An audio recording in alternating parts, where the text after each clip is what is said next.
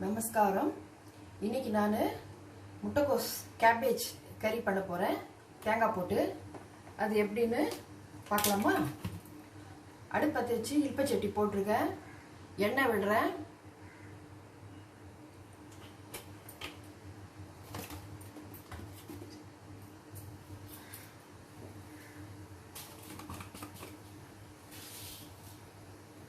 கடுகு போடுறேன்.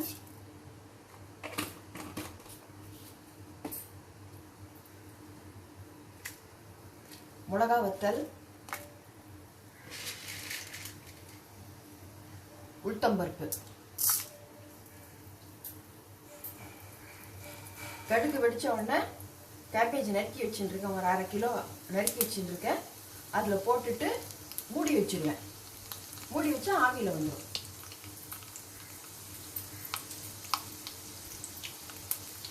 வெங்காயப்பொடி கொஞ்சம் போடுறேன், போட்டால் நல்லாயிருக்கும்.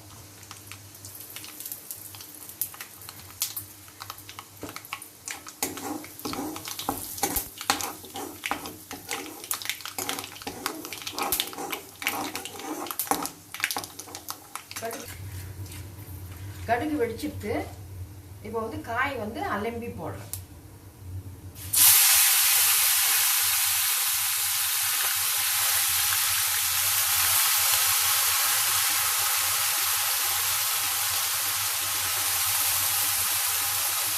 மிளகாய் போடுறேன், உரப்புக்கு போட்டால் நல்லா.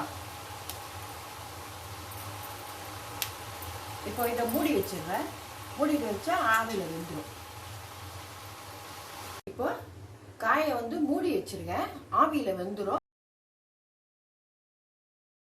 கிளறி விட போறேன் திறந்துட்டு.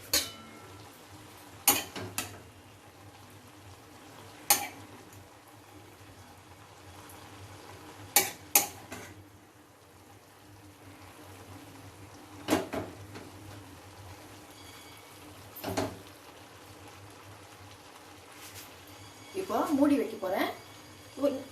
இப்போ 2 நிமிஷம் கழிச்சு திறந்தேன். திருப்பி ஒரு 2 நிமிஷம் கழிச்சு திறக்க போறேன். 2 நிமிஷம் ஒரு 3 வாட்டி பண்ணினோம்னாக்க அது நல்லா வெந்துடும். உங்களுக்கு காய் ஆவிலே நல்லா வெந்துடும். இப்போ கிளறி விட போறேன் 2வது வாட்டி.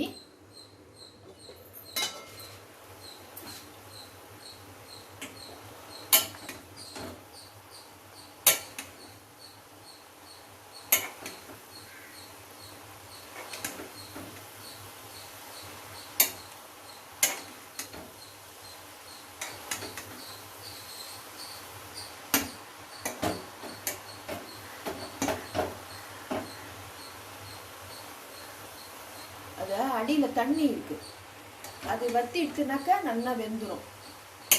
உப்பு போட்டோம்னா இன்னும் கொஞ்சம் தண்ணி வந்துடும், அதுலயே நல்லா வந்துடும். உங்களுக்கு இதுக்கு தண்ணி ஊற்ற வேண்டாம்.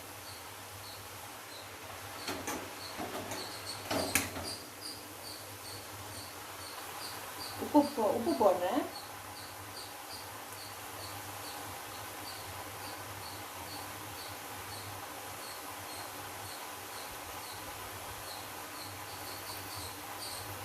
இப்போ கிளறி விட்டுட்டு திருப்பி மூடி வைக்க போகிறேன். போட்டு மூடி வச்சேன். இப்போ திறந்துட்டேன். அடுப்பை பெருசாக வச்சு கிளறணும். எந்த பாருங்க, அடியில் தண்ணி இன்னும் வத்தவே இல்லை. அதனால அடுப்பை பெருசாக வச்சு நல்லா கிளறி விட்டேன்னா அந்த தண்ணியெலாம் நல்லா இழுத்துனுடும். இழுத்துன பிறகு தேங்காய் துருவி போட வேண்டியது. அடுப்பு பெருசாக வச்சுருக்கேன். அது 1 நிமிஷத்தில் அப்படியே காய் அப்படியே இழுத்துடணும். அதில் காய் வெந்துடுத்து. உங்களுக்கு தேங்காய் துருவி போட்டால் கறி ரெடி. தண்ணி அடுப்பு வச்சு வச்சு அப்படியே இழுத்துடுங்க. அப்படியே காய் நல்லா வெந்துடுத்து. உப்பு போட்டு நல்லா வெந்துடுத்து. இப்போ தேங்காய் துருவினது போடுறேன்.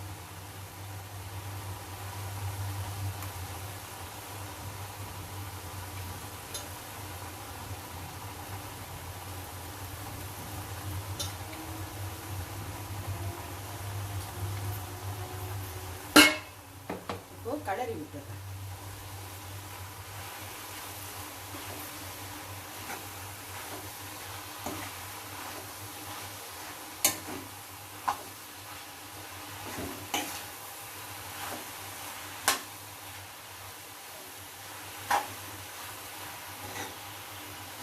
இப்போ தேங்காய் போட்ட கோஸ் கறி, கேபேஜ் கறி ரெடி ஆயிடுது.